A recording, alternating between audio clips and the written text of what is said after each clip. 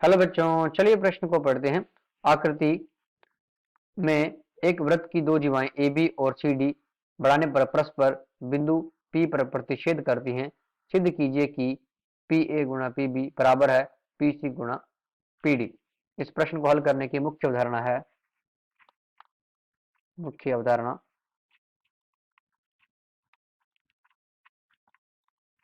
मान लेते हैं कि ये दो त्रिभुज हैं और इसका पहला कोण इसके पहले कोण के बराबर है। मतलब कोण इसका पहला इसका कोण के बराबर है और इसका जो दूसरा कोण है और जो दूसरे वाले का दूसरा कोण है वो उसके बराबर है। तो कोण दो बराबर है कोण दो के। तो यहाँ पर हम कह देंगे कि ये जो दो त्रिभुज हैं ये एक दूसरे के क्या है, समरूप है। मतलब फर्स्ट जो है वो सेकंड का क्या है, समरूप है। किसके द्वारा? एंगल एंगल समरूपता से। समरूपता से। तो चलिए अब स्टार्ट करते हैं यहाँ पर। तो यहाँ पर हम देख पा रहे हैं कि दो ट्रायंगल हमारे पास। पहला पहला जो त्रिभुज है त्रिभुज पी ए सी और दूसरा है त्रिभुज पी डी बी में। और यहाँ अगर हम आकृति में देखें तो हमारा जो पहला बनता है वो बनता है पी ए और सी और उसके बाद जो बड़ा बन रहा है त्रिभुज पी और डी और बी। तो यहाँ से हम देख पा रहे हैं कि जो एंगल पी है वो पहले वाले त्रिभुज और दूसरे वाले त्रिभुज में क्या है, उपनिष्ठ है। तो कह सकते हैं कि ये क्या है, बराबर है, उपनिष्ठ। और अगर हम बात करते हैं जो एंगल पी ए सी बराबर है एंगल पी डी बी के, क्योंकि ये वाला एंगल जो है एंगल ए बराबर होगा एंगल डी के। क्योंकि अगर हम बात करते हैं कि ये एक जो ए बी डी सी जो है ये क्या है, चक्रीय चतुर्भुज है। और चक्रीय चतुर्भुज के बाह्य कोण का जो मुख्य कोण होता है आंतरिक कोण, मतलब ए जो है जो डी के बराबर होता है। तो यहाँ पर हम लिख देंगे चूंकि चूंकि चक्रीय चतुर्भुज का बाह्य कोण सम्मुख, मतलब इसके सम्मुख आंतरिक आंतरिक आंतरिक कोण के बराबर होता है, बराबर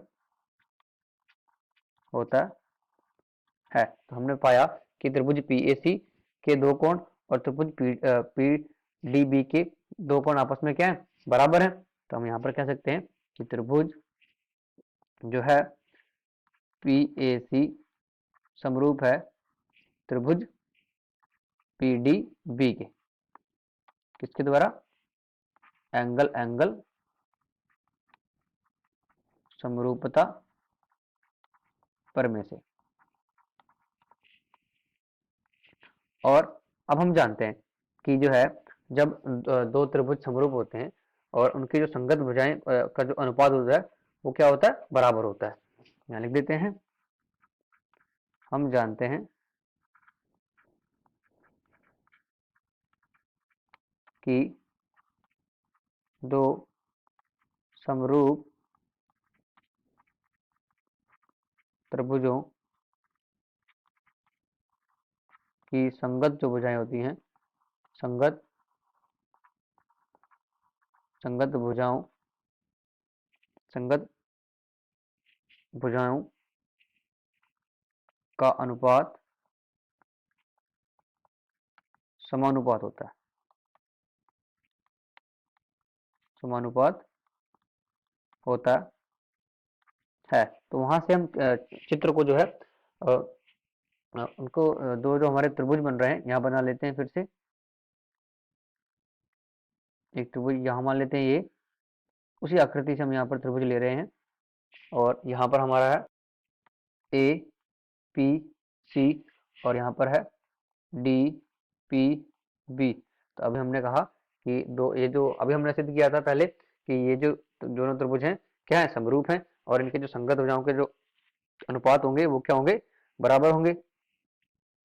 तो यहाँ पर अगर मैं इसकी भुजा लेता हूँ, पहले वाले त्रिभुज की पी ए बट्टे, और दूसरे वाले त्रिभुज की आएगी पी डी,